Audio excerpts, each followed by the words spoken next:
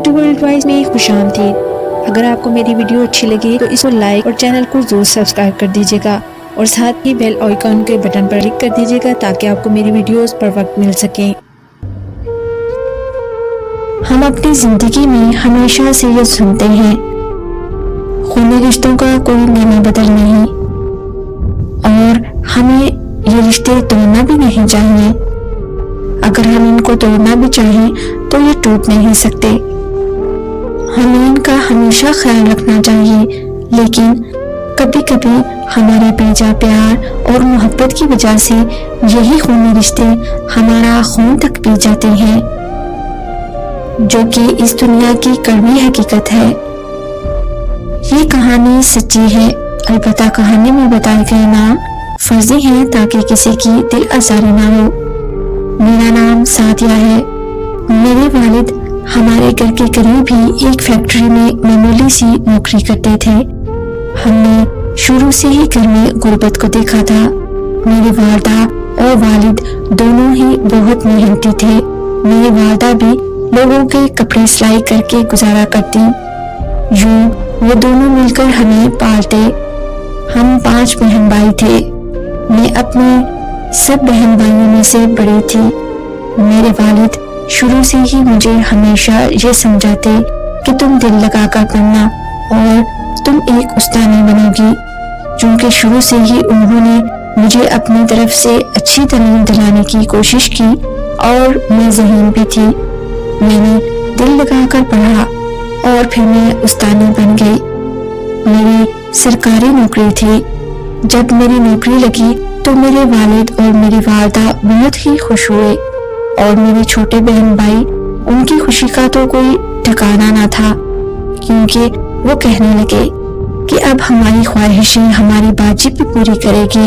جو انہوں نے اپنی ذمہ داری مجھے بھی سونپ دی، اور میں نے بھی بڑی خوشی سے کہا کہ ہاں کیوں نہیں، میں تم لوگوں کی باجی ہوں اور میرا پورا فرض بنتا ہے تم لوگوں پر خرچ کروں۔ میرے والد نے مسکراتے ہوئے کہا، ہاں ہاں تم ٹھیک کہہ رہے ہو، مگر یہ یاد رکھنا کچھ پیسے برے وقت کے لیے سنبھال کر رکھنا۔ میرے والد جب مجھے یہ بات سمجھاتے، میں تب ان کی اس بات کو نظر انداز کر دیتی۔ خیر، میں اپنی نوکری کرنے لگی۔ میں نے بہت ہی اچھی طرح اپنی نوکری نبھائی اور میں نے پڑھائی بھی جاری رکھی۔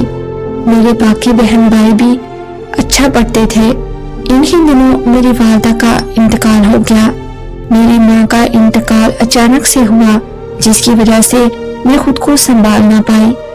میں ایک طرح سے خاموش رہنے لگی، لیکن میرے چھوٹے بہن بھائی میری طرف آتے اور مجھے بلانے کی کوشش کرتے، کیونکہ میں ان کی باجی تھی، اس لیے وہ مجھ میں اپنی ماں کو تلاش کرتے تھے۔ میرا اپنے بہن بھائیوں سے عمر میں وقفہ زیادہ تھا، اس لیے میں ان سے عمر میں 10 سال بڑی تھی۔ چونکہ ہم بہن بھائیوں کے درمیان اتنا زیادہ عمر کا وقفہ تھا، اس وجہ سے میرے والدین ہمیشہ کہتے کہ میرے چھوٹے بہن بھائی ایک معجزہ ہیں، کیونکہ ہم تو نا امید ہو گئے تھے۔ چونکہ وہ کافی دیر کے بعد پیدا ہوئے تھے، اس لیے وہ سبھی لاڈلے تھے، اور میں بڑی ہونے کی وجہ سے ان کے سارے لاڈ اٹھاتی۔ والدہ کے فوت ہونے کے بعد میں ان کو کسی بات سے انکار نہ کر پاتی، یہ سوچ کر کہ کہیں میری وجہ سے میرے چھوٹے بہن بھائیوں کی آنکھوں میں آنسو نہ آ جائیں۔ لیکن میں کہیں نہ کہیں یہ بھول گئی کہ وہ میری لاڈ کی وجہ سے کہیں بگڑ نہ جائے، جبکہ میرے والد مجھے ہمیشہ کہتے کہ کچھ پیسے جوڑ کر رکھنا برے وقت کے لیے۔ جہاں زندگی میں اچھا وقت ہوتا ہے، وہاں پر برا وقت بھی آ جاتا ہے۔ سدا ایک جیسے دن نہیں رہتے، لیکن میں ہر بار ان کی بات کو انسنا کر دیتی۔ میں نے اپنے والد کی نوکری بھی چھڑا دی تھی، کیونکہ میرے والد بھی اب ضعیف تھے، اور والدہ کی وفات کے بعد وہ بیمار رہنے لگے، اور گھر میں بھی اب ان کی ضرورت تھی تاکہ وہ اپنی نگرانی میں میرے چھوٹے بہن بھائیوں کو دیکھ سکیں۔ والدہ کی وفات کے بعد گھر کے کام کا بوجھ بھی مجھ پر پڑ گیا۔ چونکہ میں جوان تھی تو میرے والد مجھ سے کہنے لگے، میں سوچ رہا ہوں کہ تمہاری شادی کر دوں، تمہاری ماں بھی نہیں رہی اور لوگ طرح طرح کی باتیں کرنے لگے ہیں۔ میں یہ سنتے ہی اپنے والد سے کہنے لگی، آپ یہ کیا کہہ رہے ہیں؟ گھر کا سارا سرکل کیسے چلے گا؟ اگر آپ لوگوں نے میری شادی کر دی، میرے چھوٹے بہن بھائی کسی اپنی خواہشیں بتائیں گے اور کون ان کی خواہشیں پوری کرے گا؟ میرے والد کہنے لگے کہ میں کوئی ایسا رشتہ تلاش کروں گا جس میں تم اپنی نوکری جاری رکھو گی، اس طرح تم اپنا گھر بھی بسا لینا اور ہمارے گھر کا خرچہ بھی اٹھاتی رہو گی۔ لیکن اگر تم اپنے بہن بھائیوں اور اپنے والد کی خدمت میں لگی رہی تو تمہاری عمر نکل جائے گی، اور ایک بار لڑکی کی عمر نکل جائے تو پھر رشتہ ہونا ناممکن سا لگتا ہے۔ میں نے اپنے والد سے کہا کہ ابھی مجھے شادی نہیں کرنی، ہو سکتا ہے وہ جہاں میرا رشتہ کریں وہ پہلے تو اس بات پر راضی ہوں، لیکن شادی کے بعد اگر وہ بدل گئے اور مجھے خرچہ دینے سے منع کر دیا تو پھر کیا ہوگا؟ پھر میرے والد خاموش ہو گئے۔ میری پوری کوشش ہوتی کہ میں اپنے بہن بھائیوں کو اپنی طرح ہی اچھی تعلیم دلواؤں، لیکن ماں کے فوت ہونے کے بعد وہ کہیں نہ کہیں بگڑ رہے تھے۔ میرے زیادہ لاڈ پیار کی وجہ سے میں ان پر سختی بھی نہیں کر سکتی تھی، کیونکہ اگر میں ان کو تھوڑا بہت بھی ڈانٹتی تو وہ اسی وقت والدہ کو یاد کر کے رونے لگتے، اور اس طرح ان کو روتا ہوا دیکھ کر میرا دل بھی بھر آتا۔ پھر میں سوچتی کہ میں کس کے لیے کما رہی ہوں، خود ہی جب یہ اپنے پیروں پر کھڑے ہو جائیں گے تو خود ہی سمجھ جائیں گے۔ میرے 3 بھائی اور ایک چھوٹی بہن تھی۔ میں نے سوچا کہ بہن کی تو شادی کر دوں گی اور بھائی خود ہی اپنا بوجھ اٹھا لیں گے جب وہ اس قابل ہو جائیں گے، لیکن تب تک مجھے ان کا ہر صورت ساتھ دینا ہوگا۔ اگر میں ان کا نہیں کروں گی تو پھر کون کرے گا؟ جس اسکول میں میں پڑھاتی تھی اس اسکول میں ایک ٹیچر رضوان تھا جو مجھے پسند کرتا تھا، اور اس نے میرے گھر رشتہ بھی بھجوایا۔ میرے ابا اس بات پر راضی ہو گئے۔ میں نے انکار کر دیا، یہ کہتے ہوئے کہ میں اپنے بہن بھائیوں کو چھوڑ کر کہیں نہیں جا سکتی، جبکہ رضوان ہمارے محلے کا ہی تھا۔ پھر ایک روز اسکول سے چھٹی کے بعد جب میں گیٹ کی طرف جا رہی تھی تب رضوان نے مجھے اشارہ کرتے ہوئے رکنے کو کہا اور میرے قریب آ کر کہنے لگا کہ مجھ میں کیا کمی ہے۔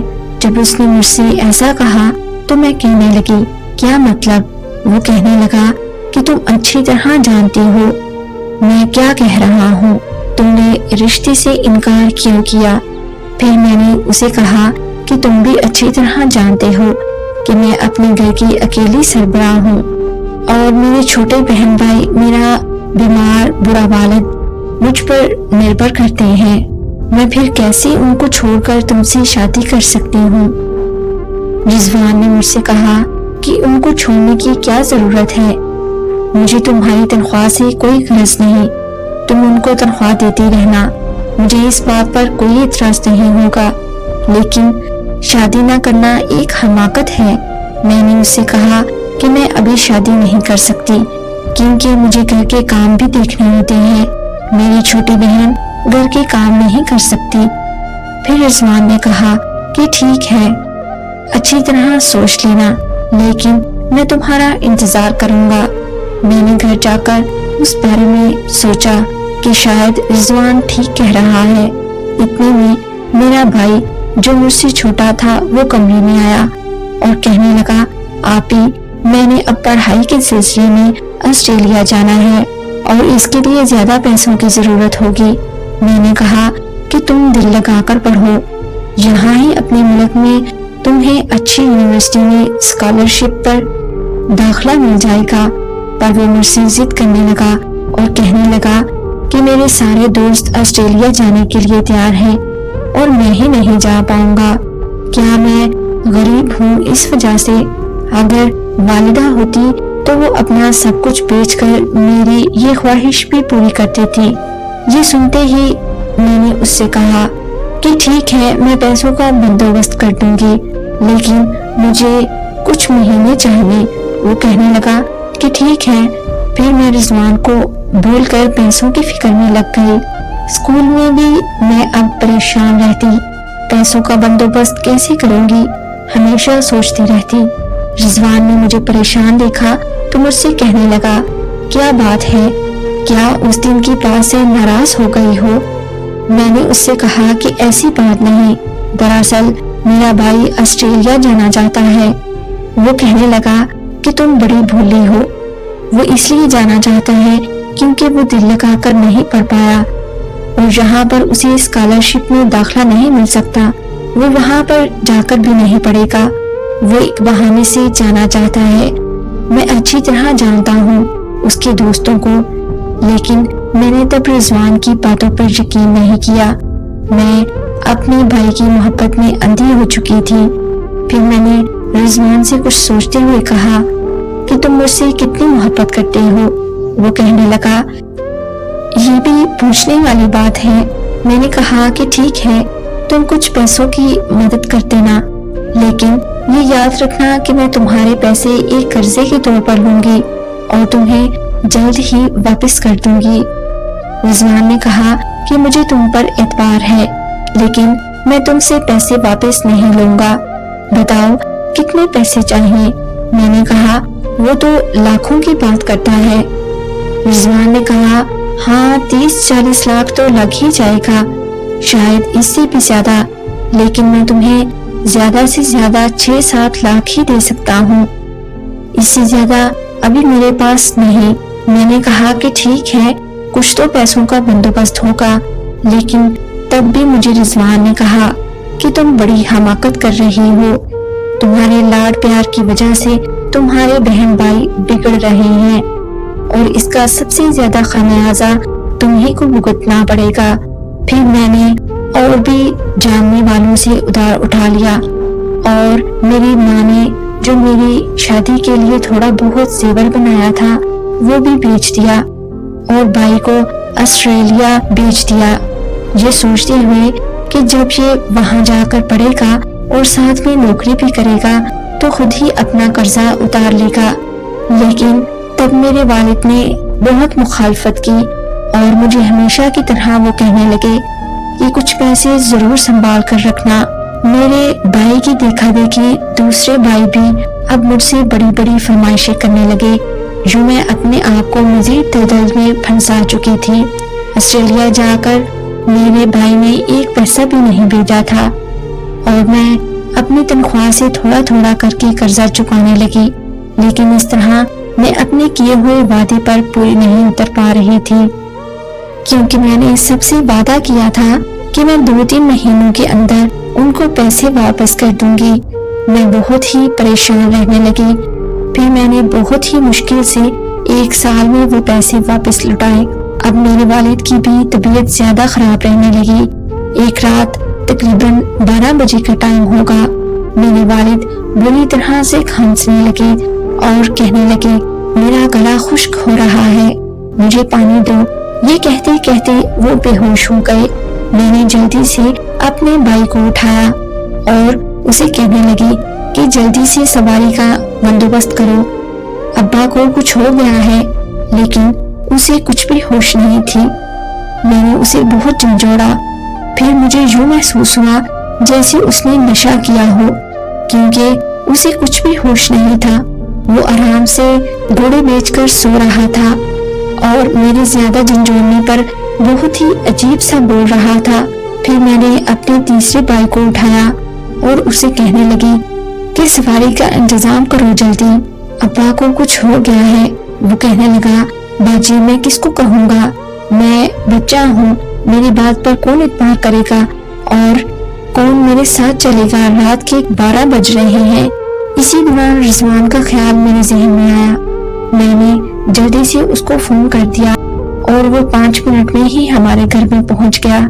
پھر میں اس کے ساتھ اپنے والد کو لے کر ہسپتال چلی گئی۔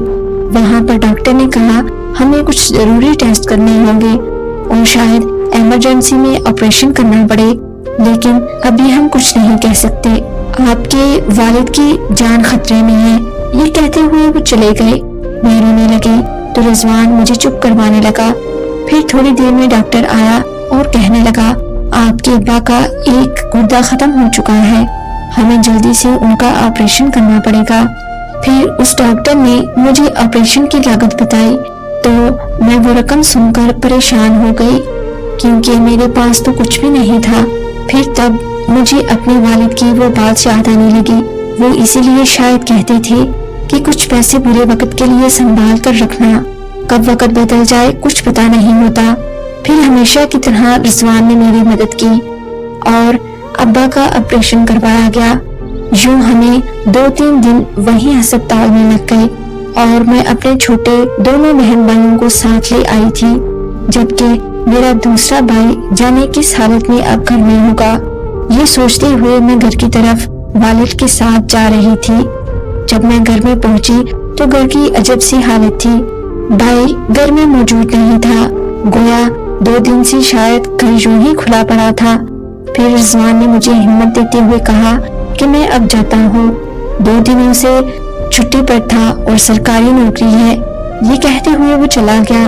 پھر میں نے سوچا کہ اب والد کی دیکھ بھال کرنے کے لیے گھر میں کوئی ہونا چاہیے۔ مجھے خیال آیا کہ میں اپنے دوسرے بھائی کی شادی کروا دیتی ہوں۔ پھر میں نے سوچا کہ وہ تو نشہ کرتا ہے۔ انہی سوچوں میں گم بیٹھی تھی کہ میرا وہی بھائی گھر میں داخل ہوا اور کہنے لگا کہ تم لوگ کدھر چلے گئے تھے؟ جانتی ہو میں نے تم لوگوں کو کتنا ڈھونڈا اور میں نے کتنی کالز کی تھی تمہیں، تم نے میرا فون کیوں نہیں اٹھایا؟ اس وقت مجھے اس پر بہت غصہ آیا، لیکن میں یہ سوچ کر چپ کر گئی کہ اب مجھے اس کی شادی کرنی ہے۔ اگر میں اس سے غصہ کروں گی تو ہو سکتا ہے وہ میری بات نہ مانے۔ پھر میں نے اس کی شادی کر دی اور گھر میں بھابھی لے آئی۔ بھابھی کافی اچھی تھی، یوں اب ابا کی خدمت کرنے کے لیے ان کو ایک بیٹی مل گئی تھی۔ کیونکہ میں نوکری کرتی تھی اس وجہ سے میں گھر میں زیادہ ٹائم نہیں دے پاتی تھی۔ میری بھابھی امید سے ہوئی تو وہ کہنے لگی، باجی آپ کے بھائی ذرا بھی نہیں کماتے اور ان کو اپنا کمانا چاہیے، آخر کب تک ہم آپ سے خرچہ لیں گے؟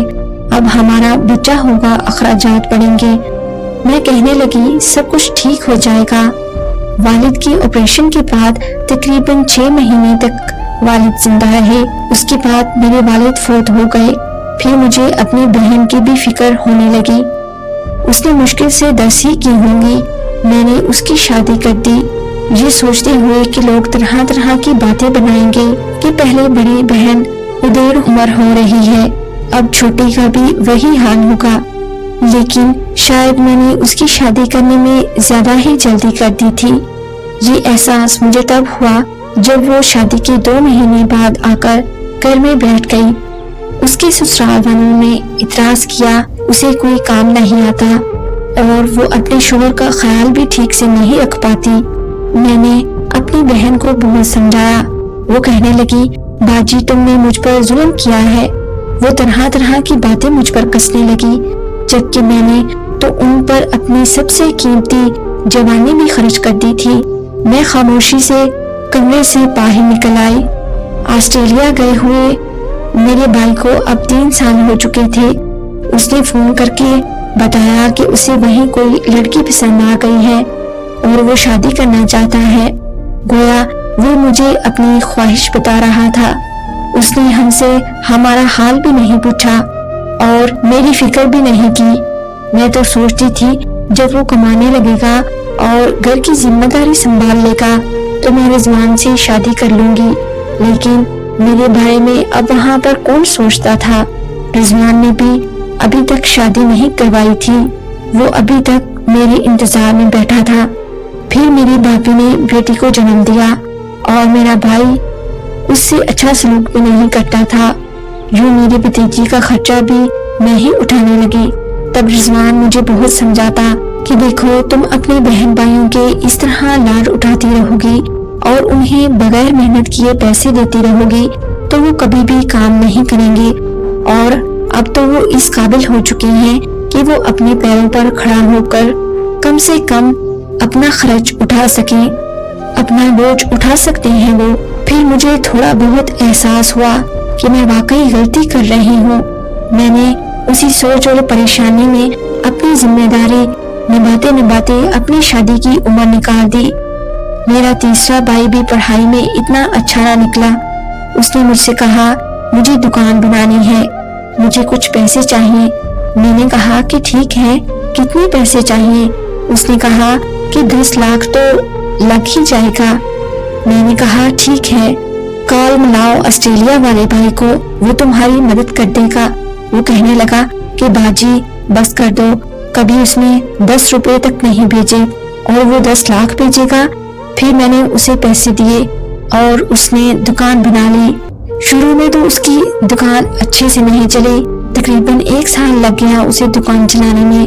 جب دکان چلنے لگی تو میں سوچنے لگی اب مجھے رضوان کو اور انتظار نہیں کروانا چاہیے. وہ آخر کب تک انتظار کرے گا؟ میری عمر بہت ہو چکی ہے.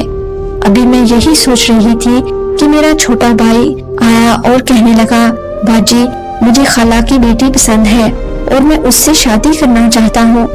اب میں اپنے پیروں پر کھڑا ہوں, میری شادی کروا دو. اتنے میں میری چھوٹی بہن بھی آ گئی اور کہنے لگی میرا بھی کوئی فیصلہ کرواؤ. میں آخر کب تک اس طرح بیٹھی رہوں گی؟ میں آج بھی رضوان کی فکر چھوڑ کر اپنے بہن بھائیوں کی ذمہ داری کو نبھانے لگی. اب ایک طرح سے رضوان بھی امید چھوڑ چکا تھا. اب وہ مجھ سے بات کم کرنے لگا. میں نے اپنے چھوٹے بھائی کی بھی شادی کروا دی اور چھوٹی بہن کا گھر بھی بسانے میں اس کے سسرال والوں کو تھوڑا بہت پیسوں کا لالچ دیا. تب انہوں نے اس کو دوبارہ سے قبول کیا. جب گھر میں بھابیاں آ گئیں اور دونوں کے بچے ہوئے تو اب مجھے گھر میں اپنا آپ عجیب سا لگنے لگا. سب سے بڑھ کر وہ مجھ سے بہت کم بات کرتے تھے. جب بھی میں گھر میں آتی وہ صرف مجھ سے پیسوں کے بارے میں ہی بات کرتے, اس کے علاوہ اور کوئی بات نہیں کرتے تھے.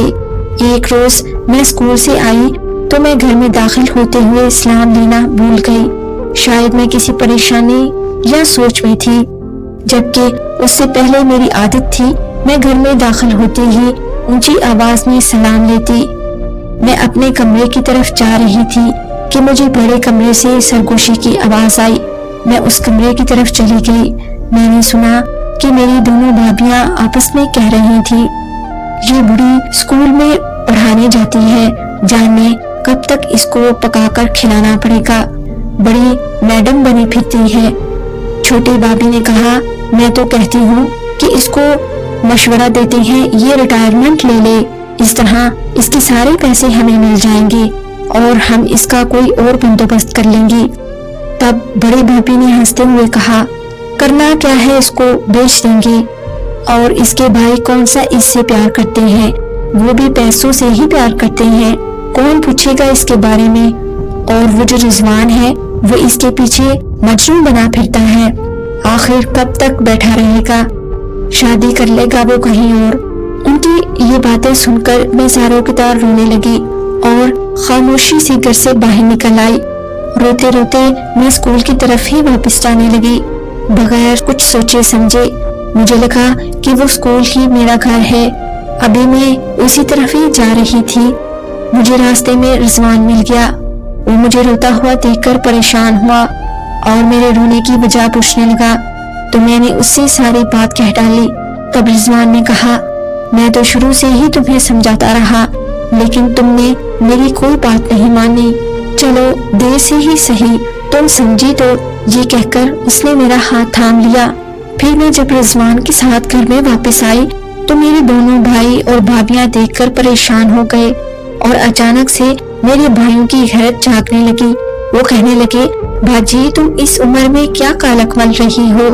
تب میں نے کہا کہ میں کوئی کالک نہیں مل رہی. کیسی کالک؟ تم لوگوں نے شادی نہیں کروائی, میں کوئی جرم نہیں کر رہی اور میں اچھی طرح جانتی ہوں تم لوگوں کو پریشانی کیوں ہو رہی ہے.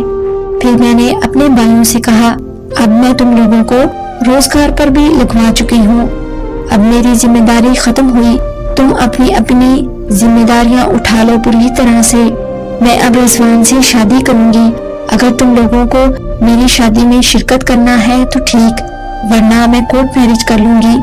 پھر انہوں نے شرمندہ ہوتے ہوئے کہا ٹھیک ہے ہم شادی میں شرکت کر لیں گے لیکن ہم شادی میں کوئی خرچہ نہیں کریں گے. میں نے ان سے تنزیہ مسکراتے ہوئے کہا کہ مجھے تم لوگوں سے امید بھی یہی تھی. پھر اگلے جمعہ کو ہمارا نکاح ہو گیا اور میں نے رضوان سے شادی کر لی۔ آپ کے قیمتی وقت کا شکریہ۔ اللہ حافظ۔